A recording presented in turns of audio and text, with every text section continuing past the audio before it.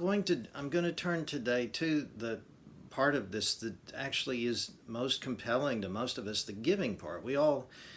If we think of nothing else about church, we think of it as maybe a beneficial institution because it gives to people in need.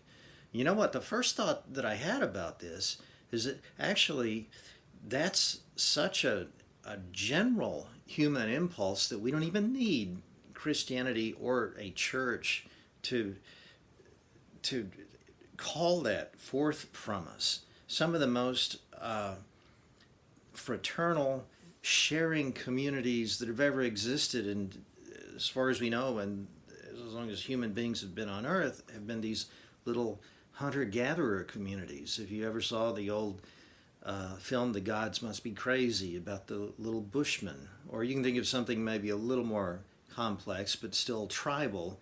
In tribal societies, people share everything. They're very conscious of their blood kinship. Now, they don't extend their humanity much beyond the bounds of their tribe, but within the tribe, what's yours is mine, what's mine is yours. It's all just one big family. And genetically, it is literally one big family. So it's share and share alike. We don't need a gospel to make us want to give things to other people, or at least, even if we're kind of, we'd like to be more giving, but something is holding us back, we still admire other people who can do that. That's a very basic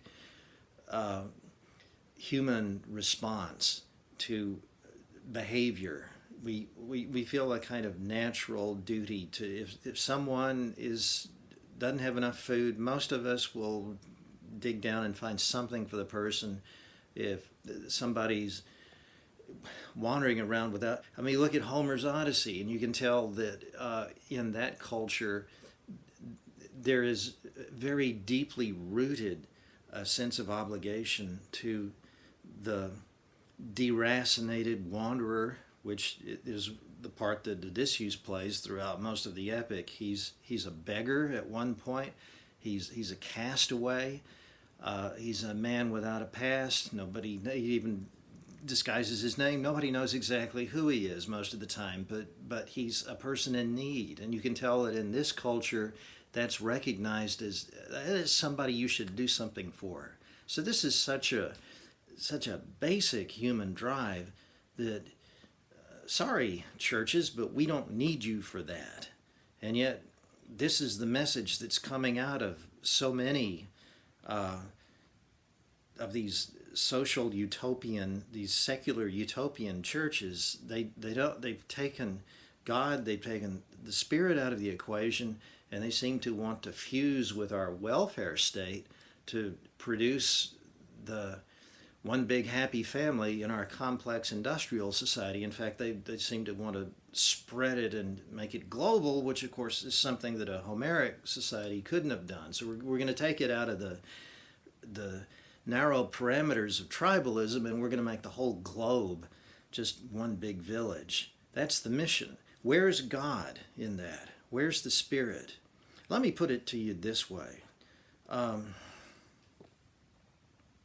I, in my mid-20s, I've always been kind of a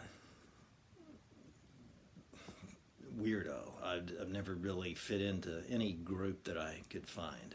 And when I was a young man, with a couple of degrees actually in Latin, and looking for jobs, well, as you can imagine that in the 70s and 80s, there just weren't a whole lot of jobs in the want-ads for somebody to come teach Latin to the employees of a nice, profitable company. So I ended up trying to teach kids a dead language in various rather snotty, rich, well-heeled private schools. And I knew that wasn't my mission in life.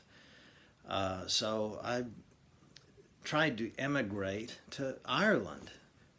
How left-wing does all of this sound? If you think I'm someone who doesn't understand what it is to think outside the box, I went about as far outside the box as you can get. I tried to emigrate to Wexford, Ireland. This is one of the photos that I took.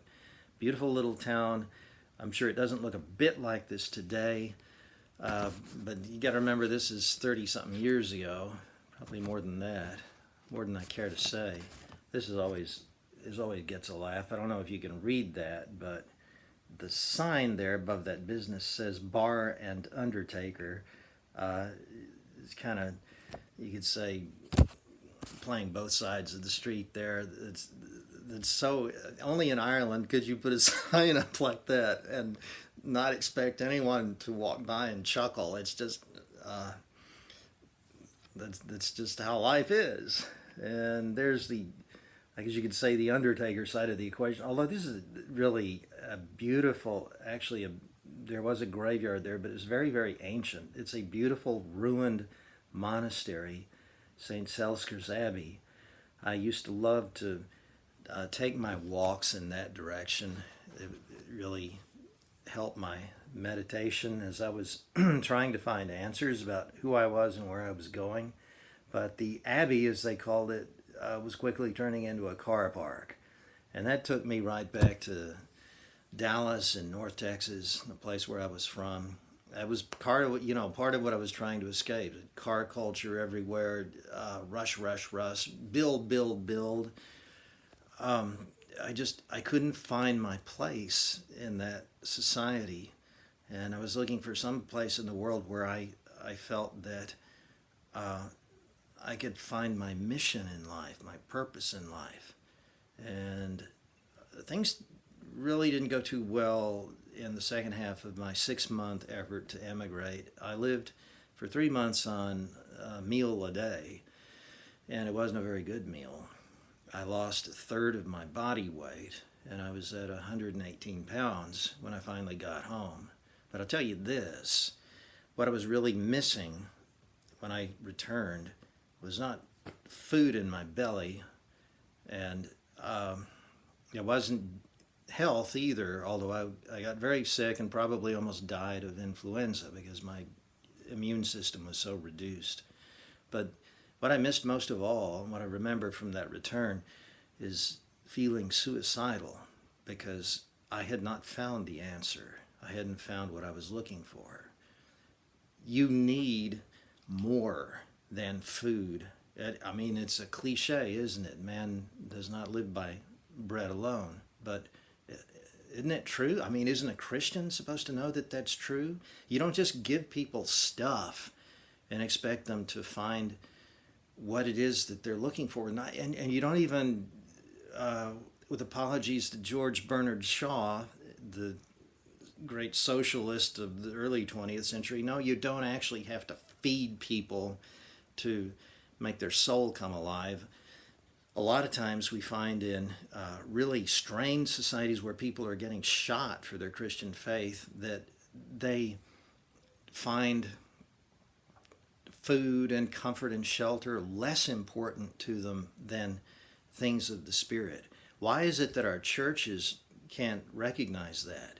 And people are going to see this and they're going to say, well, sure, you want to just invent some kind of rationalization so that you don't have to open up your pocketbook and give. That's just complacency. No, this is not an either or kind of equation. By all means, we do. I began this by saying it's just a natural human duty to give to people who are in need.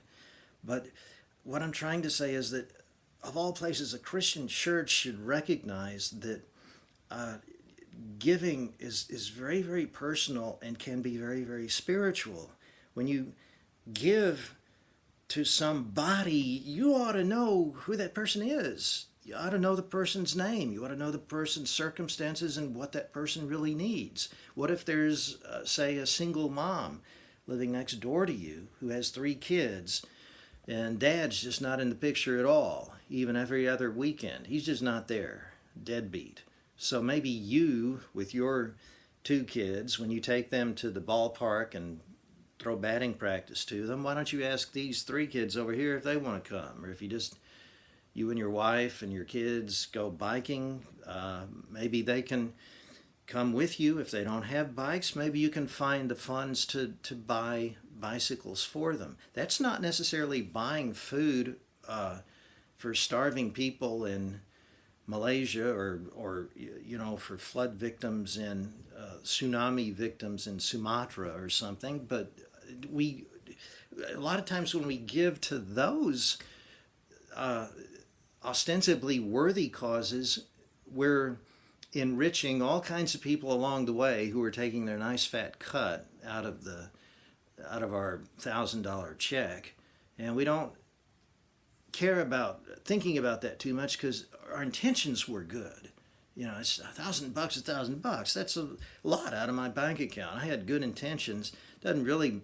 It's not on me that the money's not actually getting where it's supposed to get. We could, even in some third world countries, we could be financing murderous dictators when we do that, or these piratical black market types who take our gift and then they sell the canned beans or whatever it is at a really jacked up price, or they do something awful with our donations, which actually embeds and secures their power over their brutalized people. And we're funding that, but we're going to bed feeling righteous because we wrote that check. We're not really worried about it because our intentions were good.